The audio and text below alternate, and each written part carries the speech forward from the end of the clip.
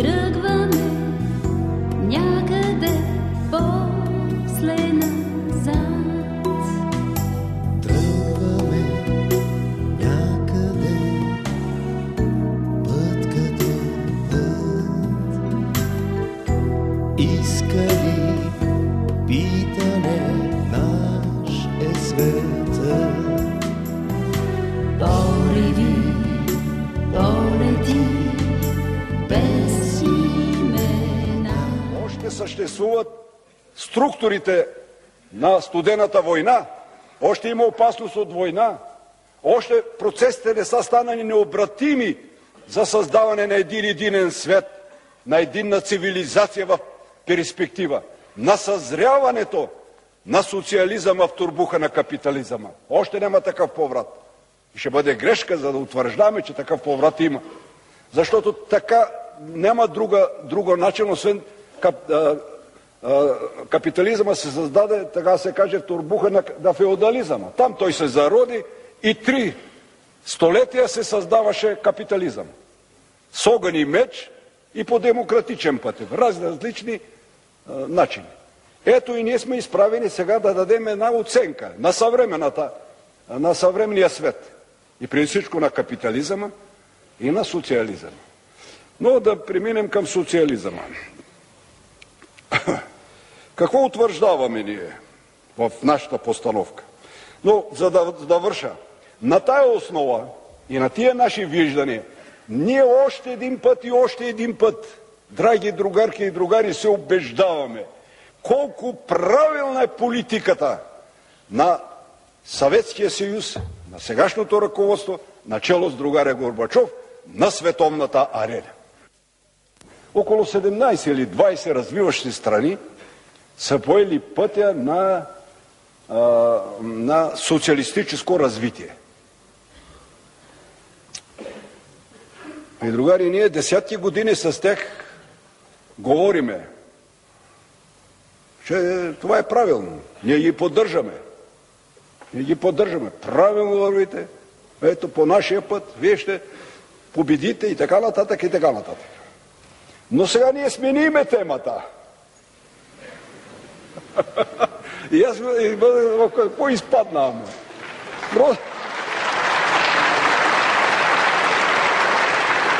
Ние не можем да разговаряме с тях вече. Аз откровено ви казвам, и тук сме между нас. Ние не можем да разговаряме.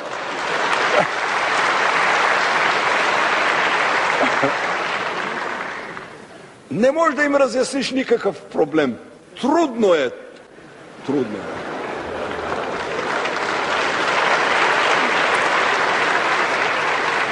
Просто се гледаме като чужденци, като хора, които са от различни планети.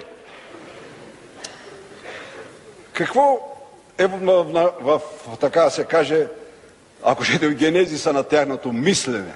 То е това, което ние сме им го създали и срещу което сега се бориме.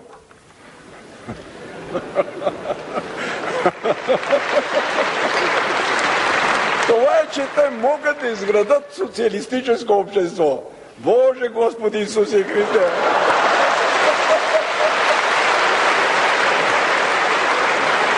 Какъв социализъм ще изградат тук в Етиопия, не знам как, Ангола и проче, тия 17 или са 20? Абсолютно никакъв социализъм.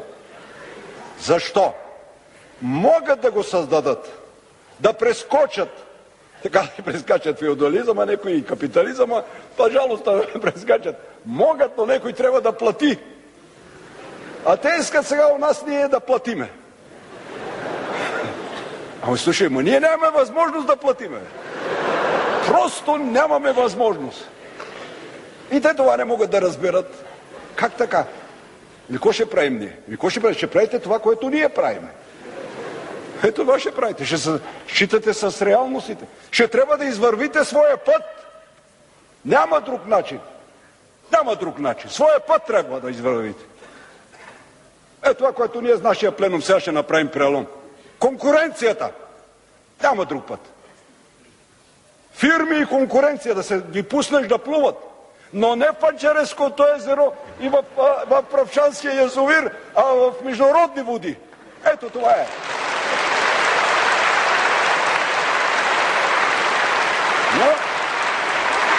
казва така, нас казва ни устройва. Много хубаво до сега беше, вика, това беше прекрасно, ние заедно време, братски, рамо до рамо, и така нататък, и така нататък. Верно е, така беше. Но, докъде ще стигнеме? До никъде не може да стигнеме. Ето вижте. А ние им казваме сега, дайте да видим реалностите. И почнете сега. Ликвидирайте тия стереотипи, всичко това, даже аз говоря много откровено. Казвам, всичко това, което ние сме ви казали, какво трябва да правите, все едно, че църният дявол ви го е казал.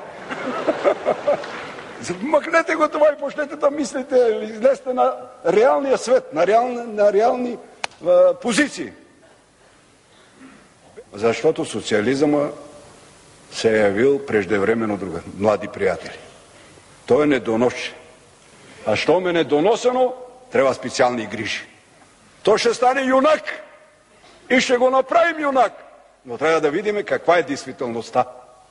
И не случайно Ленин, към края на своя живот, той подчерта, социализъмът ще победи в Русия, ако той победи и в редица западни напреднали страни.